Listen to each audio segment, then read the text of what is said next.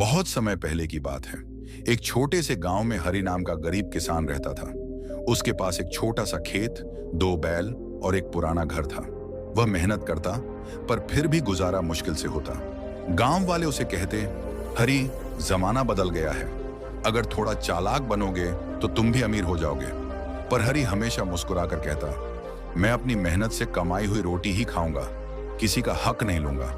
वो अपने बूढ़े माँ बाप और छोटे बेटे गोपाल के साथ खुश था। एक दिन हरि अपने खेत से लौट रहा था। रास्ते में उसे जमीन पर एक पुराना चमड़े का थैला पड़ा मिला। उसने उठाया तो उसमें कुछ भारी लगा। थैला खोलकर देखा, अंदर सोने के सिक्के थे, कुल मिलाकर करीब 100 सिक्के।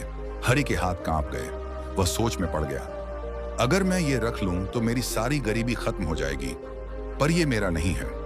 वह थैला लेकर गांव के चौधरी की हवेली पहुंचा, जो गांव का सबसे अमीर और प्रभावशाली आदमी था।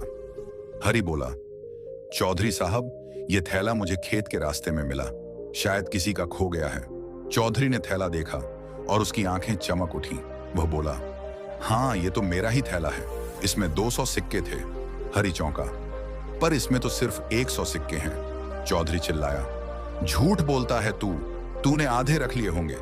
गांव में हंगामा मच गया। चौधरी ने हरि पर चोरी का आरोप लगा दिया। पंचायत बैठी। चौधरी बोला, मैंने इस किसान को ईमानदारी से परखा, पर इसने मेरे 100 सिक्के हड़प लिए। हरि ने शांत होकर कहा, पंचों, मैं गरीब हूं लेकिन बेईमान नहीं। मैंने जो थैला पाया उसमें इतने ही सिक्के थे। गांव वाले सोच में पड़ गए।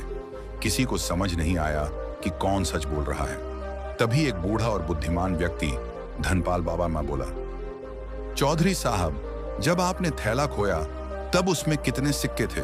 चौधरी बोला, 200। बाबा मुस्कुराए और बोले, तो ये थैला आपका नहीं हो सकता। सब हैरान रह गए। क्यों बाबा?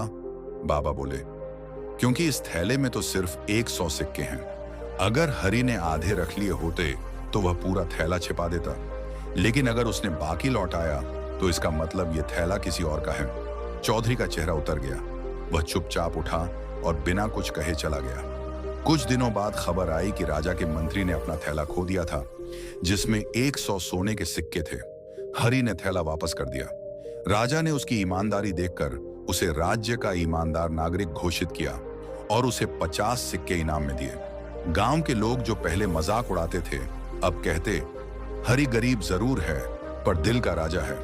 कहानी की सीख, ईमानदारी का फल देर से मिलता है पर बहुत मीठा होता है। झूठ से कुछ पल की खुशी मिल सकती है, लेकिन सच से जिंदगी भर का सम्मान।